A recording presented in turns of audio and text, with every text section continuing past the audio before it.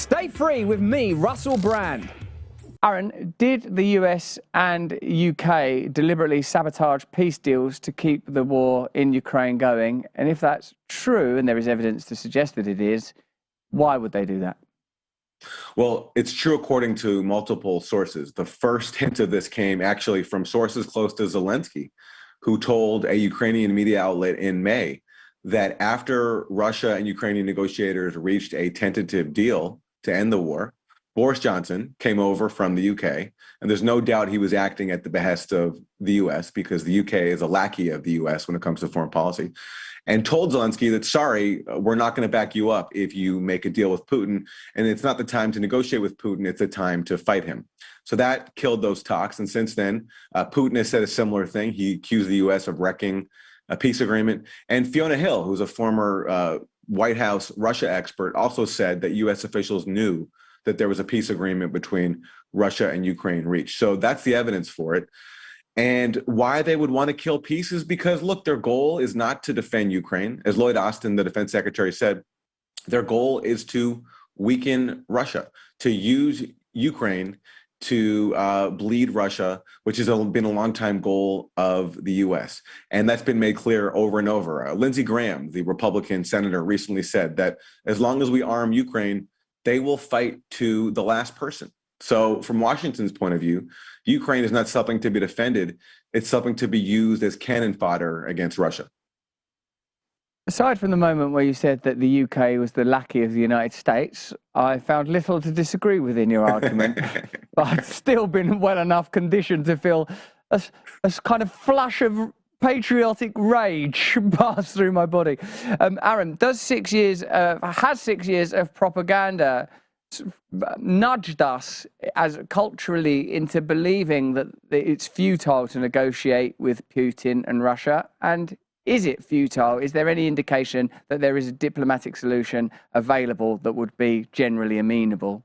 It's definitely ridiculous to believe that there's no chance of negotiating with Russia when you have all these sources saying that there was a deal reached, and there's no reason why that can't be tried again. And yes, the last many years of propaganda where we've been told in the US that Russia is basically responsible for all of our problems. Hillary Clinton concocted a conspiracy theory that Trump was a Russian asset, and then when she lost the election, blamed Russia for her loss instead of doing any real self-reflection. We've also seen Russia blamed for Hunter Biden's laptop.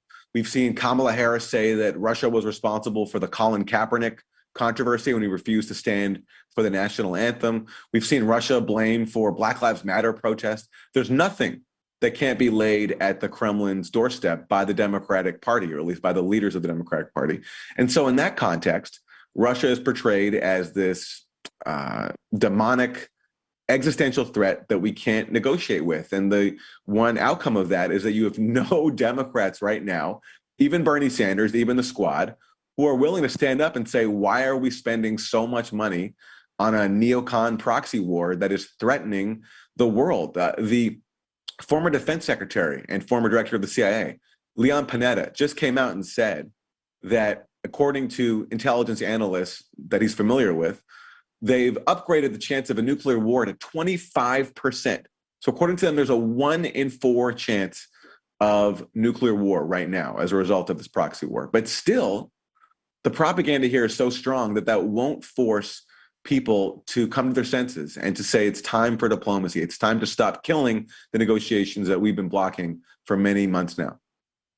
It's extraordinary to me that such a catastrophic risk could be countenanced rather than consider that. I mean, I don't know how you can be so powerfully motivated. I suppose it must be a kind of inertia, a kind of systemic inertia, Aaron. Do you feel occasionally that if you could pull your focus back to a kind of geopolitical or even cosmic perspective, like a vast and global perspective, that we might on some level think, oh, well, even though we are being tyrannized by a kind of a corrupt neoliberal American imperial project, that must be better than a Russian or Chinese iteration of the same. That there are sort of tectonic levels of diplomacy that are taking place, and that probably if we had to choose between one model of tyranny, we would probably select the kind of more neoliberal, consumer-oriented one. Well, look, I don't see Russia and China trying to take over the world. I mean, there are people who believe that they are, and that's why we have to spend all this money on the military industrial complex and get engaged in a proxy war that risks nuclear annihilation. But I don't accept that premise. Russia and China are certainly repressive to their own people. There's no doubt about that. But I don't see them trying to set up military bases around the world. The U.S. has, 900 military bases. They're not overthrowing governments and crippling them with murderous sanctions like the U.S. is doing in Syria, Cuba, Iran, Venezuela. You can go around the world. They're a threat to their own populations, but not to everybody else's. To me, there's no system more authoritarian than a U.S. system that says that we have the right to block Cuba from receiving food and medicine, that we have the right to try to destroy Syria's economy because Syria defeated a dirty war that we funded for 10 years in trying to overthrow their government. That to me is authoritarian. The right that we have the right to try to impose murderous sieges on populations that we don't govern. I mean, nobody in Syria or Venezuela or Iran voted for the US. So that's the current system that we have now. That's the one I'm concerned about. If Russia comes along one day or China comes along one day and tries to take over the world, I'll happily be on the front lines of fighting them. But we have to deal with the world as it exists right now. And right now, we are in a US-led order. I mean, look, they've made very clear how little they care about Ukrainians while professing to care about their sovereignty. Just this week, the Washington Post reported that US officials privately believe that neither Russia nor Ukraine can win the war. But yet they're not going to try to push Ukraine to the negotiating table. Well, we don't have any leverage over Russia. We do have leverage over Ukraine because we're giving Ukraine billions of dollars worth of weapons. So under what conditions would you recognize that even that Ukraine cannot win the war, but still give them weapons and not push them to negotiate? Only if you view them with contempt and view them as cannon fodder. And that's how I think the US sees most of the world. So these two ideas, that it's a humanitarian war in order to protect Ukrainian people, it's terrible, the suffering, the bombing, of course it's terrible, and the idea that Putin is a monstrous madman seeking a global hegemony, that if he's not stopped, that we'll all be tyrannized.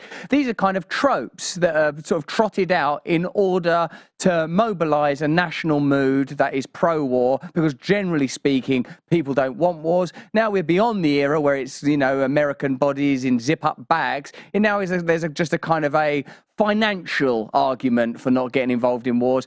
But that argument has to be countered through the moral argument of humanitarianism and the fear-based argument of a potential global threat. But what you contest is that both of those arguments are completely bogus. Yeah, look, anytime there's a U.S. enemy, the U.S. will always try to portray them as the next Hitler. Saddam Hussein, when the U.S. wanted to concoct the fake pretext for invading Iraq, that he had WMDs, was going to blow up the world unless we invaded. He was the next Hitler. Same with Bashar al-Assad of Syria, when the U.S. spent billions of dollars on a dirty war that supported an insurgency dominated by al-Qaeda, which the U.S. knew. Jake Sullivan, who is the current national security advisor, he wrote privately to Hillary Clinton in February 2012, al-Qaeda is on our side. But because Syria was targeted for regime change, it was fine to side with al-Qaeda and in the process paint Assad as this Hitlerian figure who had to be overthrown. So this is the playbook that happens every single time.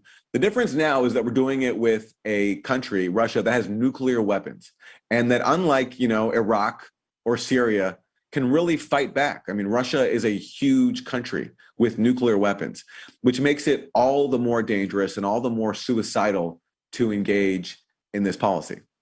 Imagine, given those conditions, that they are willing to take that risk. Is this a kind of psychotic nihilism? Is it a kind of, as I said before, a systemic inertia? What does it mean, Aaron, when one of the few prominent anti-war, or at least peaceful solution voices, is Donald Trump? And how does that again, move the needle when we're all trying to identify where we are on a sort of a political spectrum that's increasingly difficult to read? The fact that Trump has been one of the few U.S. voices to call for diplomacy just underscores what a crazy moment we're in. Because not only has Trump said all sorts of crazy things, but also his own policies helped bring us to this moment. When Trump was president, while his opponents were calling him a Russian agent and fantasizing about P-tapes that Putin was blackmailing Trump with, Trump and his neocon cabinet, recall, he appointed people like Mike Pompeo, H.R. McMaster, John Bolton, diehard neocons, were implementing policies that actually helped bring us to this moment today. Trump sent weapons to Ukraine that Obama had refused to send because Obama, back in 2014, after his government backed a coup in Ukraine, realized that he didn't want to further inflame a proxy war that he helped start, and also didn't want to arm neo-Nazis because that is who was on the front lines of Ukraine's civil war that began after the 2014 US-backed coup. Watch entire episodes on demand for free at rumble.com/Russell Brand.